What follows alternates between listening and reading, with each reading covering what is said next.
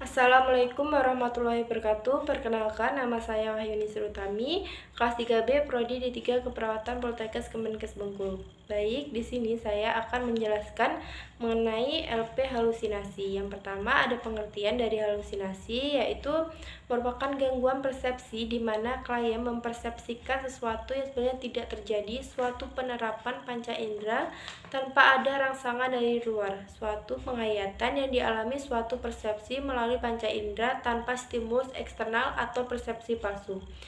Halusinasi merupakan salah satu gejala yang sering ditemukan pada klien dengan gangguan jiwa. Halusinasi sering diidentifikasikan dengan zifurnia. Menurut Wahyudi Oktaviani Dianesti DKK 2018. Adapun etiologi dari halusinasi yaitu ada faktor predisposisi, yaitu ada faktor genetis dan faktor neurobiologis. Faktor genetis yaitu diturunkan melalui kromosom. Sedangkan neurobiologis yaitu klien skizofrenia mengalami penurunan volume dan fungsi otak yang abnormal. Neurotransmitter juga ditemukan tidak normal, khususnya dopamin, serotonin, dan glutamat. Adapun faktor presipitasi yaitu berlebihnya proses informasi pada sistem saraf yang menerima dan memproses informasi di talamus dan frontal otak. Yang kedua ada mekanisme penghantaran listrik di saraf terganggu. Yang ketiga ada kondisi kesehatan. Yang keempat ada lingkungan. Yang kelima ada sikap atau perilaku.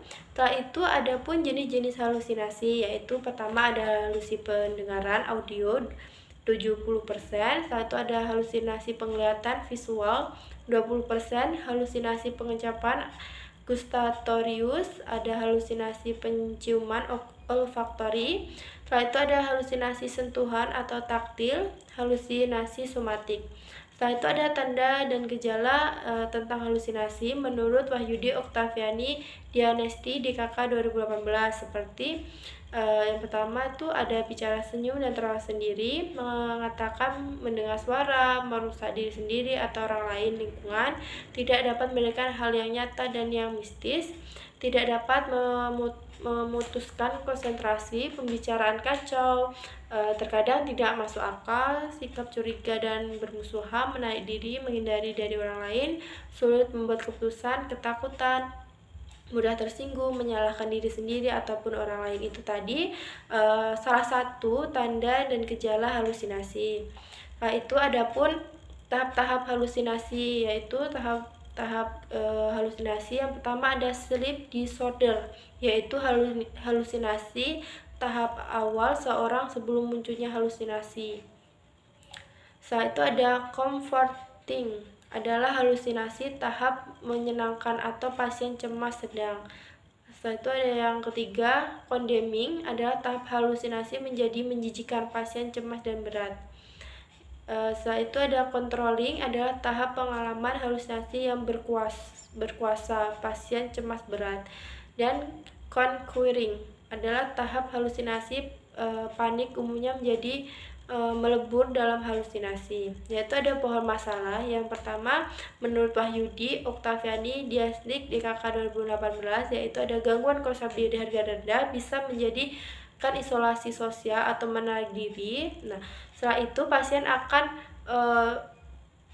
menjadi perubahan persepsi sensori, yaitu bisa terjadinya halusinasi. Setelah halusinasi, pasien itu bisa terjadinya resiko perilaku kekerasan. Setelah itu adapun akibat yang ditimbulkan dari halusinasi, yaitu akibat dari halusinasi adalah risiko mencederai diri sendiri ataupun orang lain dan lingkungan. Ia diakibatkan karena kalian berada di bawah halusinasi yang meminta dia untuk melakukan sesuatu hal di luar kesadaran. Itu menurut Wahyudi Oktaviani Dianesti DKK 2018. Itu ada penata laksanaan pasien halusinasi dengan cara menurut Wahyudi Oktaviani Diagnostik 2018, yaitu menciptakan lingkungan yang terapeutik seperti untuk mengurangi tingkat kecemasan, kepanikan, ataupun ketakutan pasien akibat halusinasi. Setelah itu melaksanakan program terapi dokter. Di situ adapun jenis-jenis obat yang biasa digunakan pada pasien halusinasi adalah clopromazine CPL largitik warna oranye. Setelah itu ada haloperidol haldo syringe yaitu warna putih besar.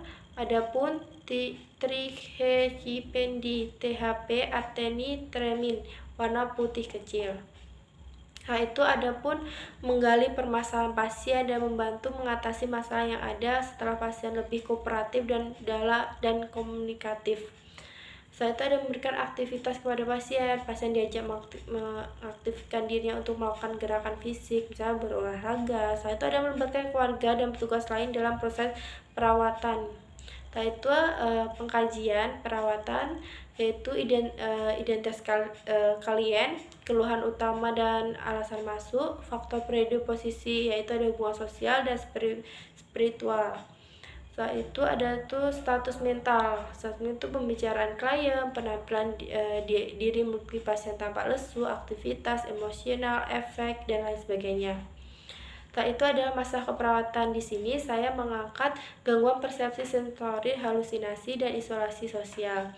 Dari halusinasi, SP yang pertama yaitu bina hubungan saling percaya dengan pasien, membantu pasien menyadari gangguan sensori persepsi halusinasi, melatih pasien cara mengobrol ataupun halusinasi, mengidentifikasi halusinasi, isi, frekuensi, terjadi situasi pencetus, perasaan ataupun respon, menjelaskan cara mengontrol obat, bercakap-cakap, melakukan kegiatan, melatih cara mengontrol halusinasi dengan menghadik, melatih klien masukkan latihan menghadik dalam jadwal kegiatan harian. Yang kedua, SP2 evaluasi jadwal kegiatan harian pasien, jelaskan pentingnya gangguan obat pada gangguan jiwa, jelaskan akibat obat yang tidak digunakan sesuai program, jelaskan akibat bila putus obat, jelaskan cara mendapatkan obat, jelaskan menggunakan obat dan prinsip 6 benar. SP ketiga yaitu evaluasi ke jadwal harian, melatih pasien mengendalikan halusinasi dengan cara bercakap-cakap. Yang keempat, evaluasi jadwal harian, melatih pasien mengontrol halusinasi dengan cara melakukan kegiatan yang mampu kalian lakukan. Baik, itu tadi tentang isi dari laporan penurunan halusinasi. Kurang dan lebihnya saya mohon maaf. Wassalamualaikum warahmatullahi wabarakatuh.